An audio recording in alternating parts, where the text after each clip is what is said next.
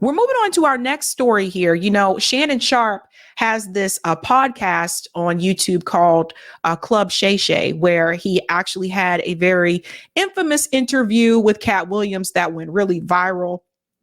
But he's interviewed a lot of people. Recently, he interviewed Amanda Seales, and I'm not sure if everyone's familiar with her, but Amanda Seales, she's a comedian, actress. Many of you may know her from the show Insecure. I really like that show, right? But Amanda Seales, to some, has been a controversial figure. Some people like her, some people don't like her, but she has criticized the Hollywood entertainment industry quite a bit. And you know what happens when you're pretty vocal about that. I want to talk about the part of this interview where she criticized the media. And she's going after big names here. Print journalism. And then she's also going to talk about Candace Owens and where she's supposed to go in reference to media. So let's get into Amanda Seales' criticism of the media. Listen to this. Do you feel now that everybody just nitpicks? They just find like, okay, Amanda got on red today. Why she wearing red? What you think? I mean, don't it sound like that? Is that how you feel? Absolutely. They are always looking for something. Even these hack writers who were probably paid by AIPAC, they wrote articles based on tweets. So let's go ahead and chime in here. So notice what she said. So she's saying that the people who wrote articles criticizing her, she believes they're probably paid by AIPAC. Now, Amanda Seales is, very pro like Palestinian. She's not on the side of Israel, just FYI, which a lot of people in Hollywood are. Just keeping it real. Hasn't been that many celebrities come out and support Palestine. I'll tell you that much. But she believes that some of the outlets that have criticized her are basically taking orders from the Israeli lobby. Is that true? Do you think that's true? If you think that's true, enter 1 in the chat. If you think that's false, enter 2. Just curious to see. Tweets! They wrote articles based on not only my tweets, but on other people's tweets. Like this random person said Amanda needs to change her energy. Black Enterprise wrote an entire article that said Amanda Seales complains that she's not invited into Black spaces. Mind you, these are all spaces that I have worked in. And the follow-up line was, but the internet, so they anthropomorphized the entire internet. The internet says Amanda needs to change her energy. I do not need to change my energy. Okay, let's come in here. I can already see some of the comments in the chat. Some of you are saying 1. So 1, if you believe is true. DeSell says, okay. BJ, FM, okay. Lawrence says, you guys believe it's true that they were probably taking orders from Zionists. Ashira also believes that's true. Italio said she's got nothing else to fall back on. Some of these comments are really interesting. There was another one, I lost it. Someone said that she attacks. Emmanuel said Amanda loves to hear herself talk. I've heard that from people as well. I can't find it. I'll come back to it. Someone said something like she attacks men or something like that. I was going to pull that up, but I lost it. Gosh darn it. Oh, well. But I see a lot of you are saying 1. Someone said 3. I guess 3 is I don't know. Interesting. Okay, let's continue on. I don't. And all of those spaces, aside from Black Girls Rock, have contacted me. I don't need to change my energy. What needs to change is how we look at energy and how we understand energies that aren't necessarily our own. Right. So even as we sat here and we have talked, I have had to understand your energy, and you have asked me to do that. Mm-hmm. And even though it may not be my own, we live in this space together. We live on this earth together. So we have to gain certain abilities to do that. And that requires a lesser ego. That requires curiosity, which I consider to be indicative of love. It requires humanity. Like, we live in a world that is continuously creating borders to keep people out because we feel like they don't deserve to be here, because they're different, or because they love a different kind of person, or they believe in something different, etc. And I am not that kind of person. I've never been that kind of person. And it is so liberating for me to understand that The reasons that people have been telling me, so you're talking about the nitpicking. It's not just nitpicking. They assign something to what they're nitpicking. Amanda has a tone because she's mean. Amanda said this because she thinks she's better than other Black people. Amanda said what she said because she's nasty. None of these things are true. But it feels. Let's chime in here for just a second. So one of the things I have noticed, and I think this is where some of the criticism may come in about Amanda, is that sometimes when she's talking about how she's treated, whether it's in the media or the industry, it almost kind of comes across as though it's only happening to her, right? And there have been a number of people that have had these issues within Hollywood, entertainment, etc. And that's what it kind of feels like sometimes, that it's only happening to her, not happening to other people. Eric said he found that chat where, thank you. Michael said Amanda Seales is a misandrous.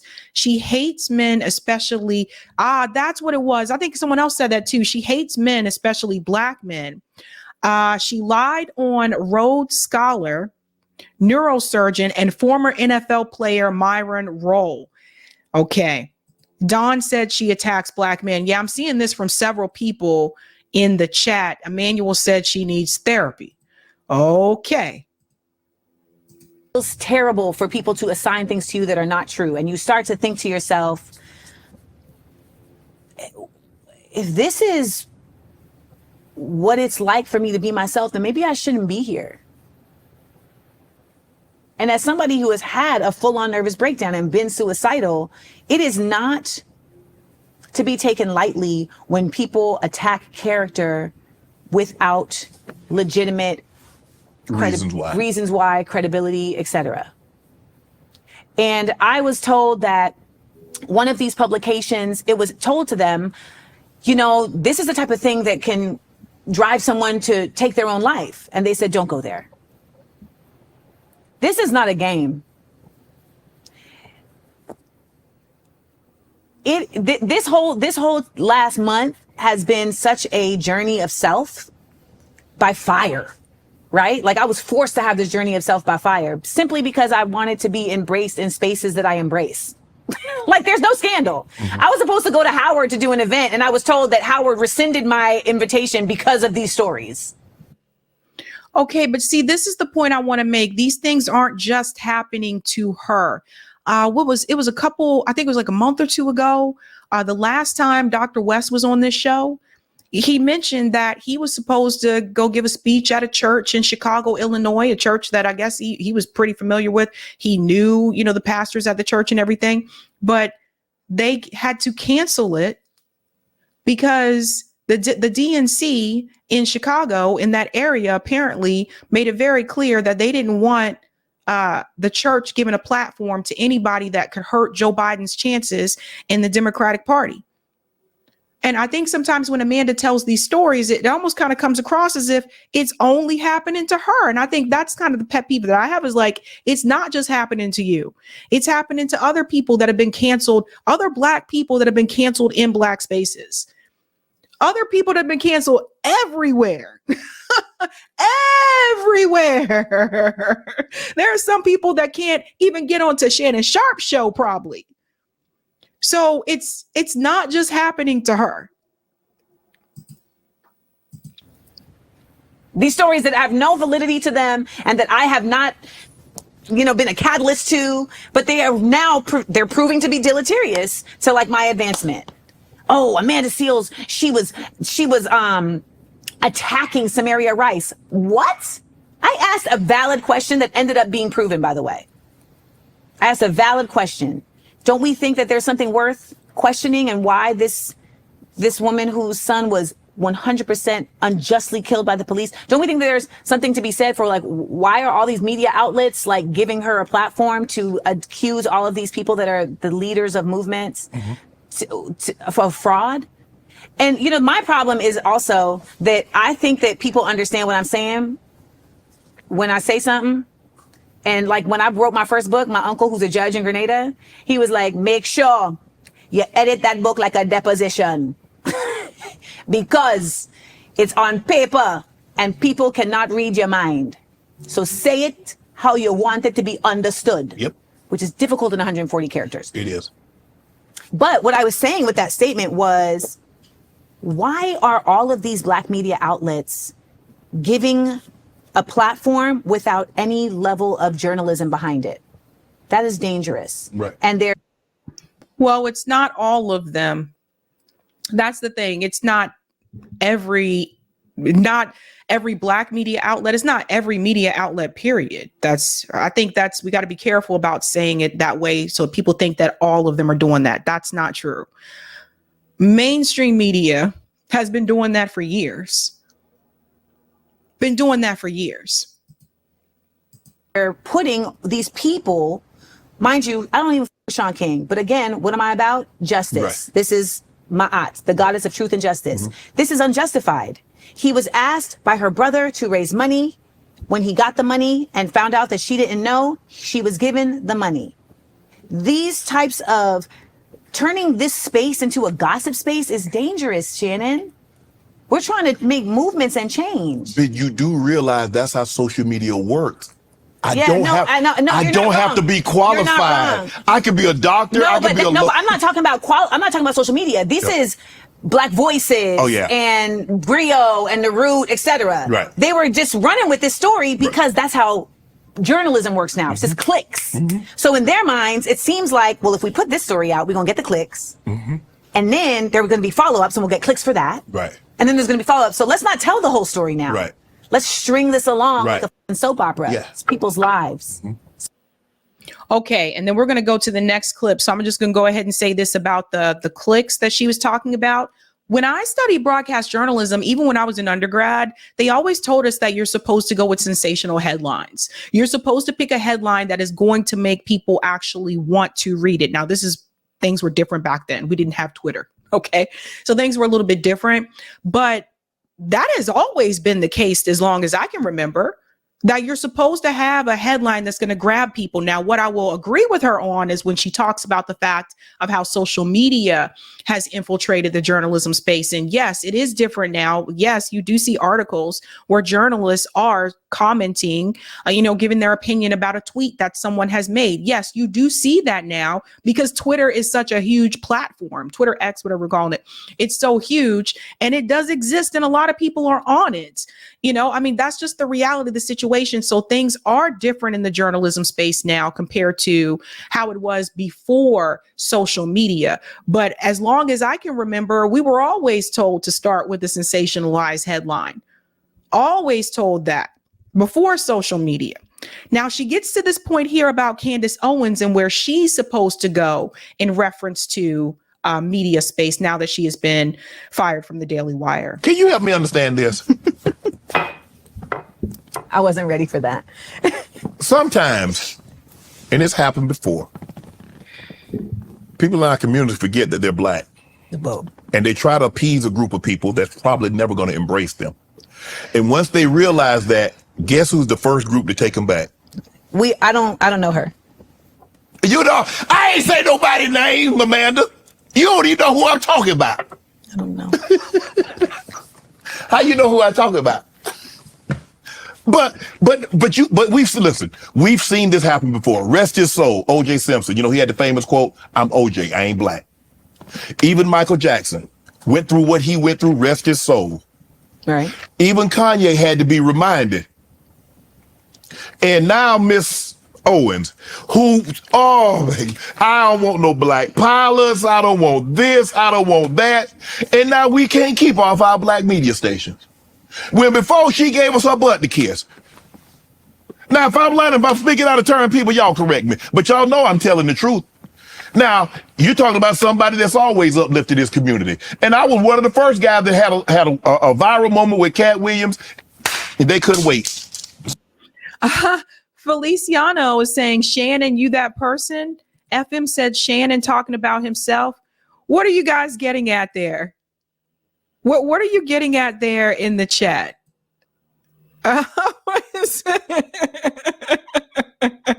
Oh, man, guys. Dude, they couldn't wait to attack me. But Candace has given y'all her butt to kiss for 2 decades. And the moment, what they doing? They can't fire me. They can't fire me. The hell you say? Now look at her. It's not her fault. Whose fault is it? Oh, no. Let's not take that blame. Let her back in. Huh? The spaces that let her back in. Oh, okay. But that's how we are. We're very forgiving people. Who taught us to Pause here. Notice how if you hover over it, it shows you the upcoming video for this is Candace Owens on Black America, the Breakfast Club, because that's what they're talking about, right? So Amanda is saying that it's actually not Candace Owens' fault that Black media was willing to let her come in. And obviously, I think a lot of you saw the interview that she had with the Breakfast Club. There was a lot of people upset with the Breakfast Club because they didn't give Candace pushback, right? And they've been doing this for quite a while. Not just with Candace. They didn't give pushback to Nikki Haley. Any of the politicians that come onto the show, they don't give them any real pushback. But considering that it was Candace Owens, a lot of people were upset because they said all the things that you had criticized Candace Owens about before in the past, whether it was the George Floyd protest, whether it was the George Floyd documentary that she made, etc., whether it was the comments that she made about the Black community. The Breakfast Club had criticism about those statements. But what people were angered by is that you now finally have her in front of you on the podcast and you didn't bring up any of that. It was almost like they were trying to be her friends, right? So a lot of people were upset by that. But the point that Amanda is making is that you can't really get mad at Candace Owens for going into those spaces because the spaces let her in. Listen to what else she says here. be that? We do. Who taught us that version of forgiveness? Do I need to do the lesson? No, because I know. Them slave owners taught us that version of forgiveness. They gave us a Bible called the Slave Bible. And this Bible had parts of it taken out. It had the parts of uprisings taken out. It taught about forgiveness because they needed to make it okay in their minds. No matter how bad I treat you, at some point in time, I need you to forgive me for the wrongs I've done against you. Because they had convinced themselves that it was still okay to keep people enslaved whose souls were saved. Yeah. Even though they knew that was counterproductive to the teachings that they had learned. So, we are oftentimes forgiving to our own detriment. We are. And listen, here's the thing. You know what the thing about forgiveness is that you should absolutely forgive people who ask for it. Right. Right. Who ask for it. And I'm okay with that. I'm okay to forgive. Redemption. I don't forget. I just move on. But redemption requires action. Mm-hmm. There are restorative justice practices that have to be implemented in order for atonement to truly take place. Okay. And that's the part there I wanted you to hear as well. Basically what she's saying, without, mentioning Candace's name, basically what she is saying is that in order for Candace Owens to be welcomed into those spaces, Amanda is saying that Candace should have made apology for some of the things that she has said. That's the atonement that she's talking about, going into that there, before she was welcomed into those spaces. And it's interesting. It is interesting. The interview is rather longer than this. These are just 2 clips because he clips up his interviews as well. Watch the full interview. But this is really interesting. Amanda Seales, again, she's one of those people, I think some people either love her or they hate her. I think it might be a little bit extreme on both sides. Like, honestly, there are areas with her where I do agree with her, but there are areas where I don't agree with her on some things, right? I've heard some of the statements that she has made before that I disagree with. But I think that her going on to Shannon Sharp's show, maybe that will open more doors for her that may have been closed. But I got to end with this on this story. Because at the end of the day, you can walk through the doors that are opened for you, or you can try to knock the door down. Sometimes when you try to knock the door down, you're still kicked out, right? And kicked out more harshly, blackballed, can't get into other spaces after that. And sometimes you have to build your own. And that's the part that's not easy to do. Because what I would say to Amanda is I would sincerely hope you're not waiting for those spaces to welcome you back in. I hope you're not waiting for the griot to write a kind article about you. Because I would just keep it moving and build my own thing. That's what I would do. That's just me. Because the reality is there are going to be people like that, particularly in entertainment. There are going to be many people like that. There are a lot of people that have been blackballed and blacklisted. You know, we've talked about it before on this show. And I think at the end of the day, you know, sometimes I think, and this is not to say you can't complain about doors being closed in your face, but sometimes like you got to build your own. Think about some of the doors that were closed that were actually slammed shut in Ice Cube's face, and he decided to go build his own. That's a good example to point to. Notori says, I feel like they hate her because she is smart and she doesn't tap dance for these hoes. Notori also says, lies. That was a narrative that they put on her. She does not hate black men. We can talk about it on Zoom call-in after the show. Red said she also lied about being autistic. Really? Interesting. Thank you for the super chat, Nina. October 7th uprisings, killings lasted 6 to 8 hours. And since October 7th, genocide has so far lasted 4,800 hours, 200 days. So everyone needs to shut the F up about October 7th. Sonder Day says she called Jesse Smollett noble. I remember that. I do remember hearing about that. Ugh. Thank you, Buckeyed fan. IDFW Amanda Seals after she tried to pull a fake Me Too story on Myron Roll. Unforgivable. We could talk about it on Zoom call-in. Wary says, I would say there's a difference between tabloid style headlines and more rigorous ones. That's a good point. John says that just because most articles are done, that's because most articles are done through AI. It's a good point as well. McConan says, Sabs, I would try to get a collab with Amanda or look into what she's been doing before making any sort of critique. The speculation is not productive. I've looked into some of these things. I have no problem talking to Amanda, but I've looked into some of these things and I've reached out to Amanda for a discussion. Thank you, Nas M, for the super chat. There is no Israel, only occupied Palestine. We all need to use the same terminology. Good point, Nas. And thank you, New York Varsity Sports. Shannon is not here to bring you the news. He has a conversation. If journalists did a better job reporting the news and not trying to be the news, there would be a better trust system. Ooh, that is a good point.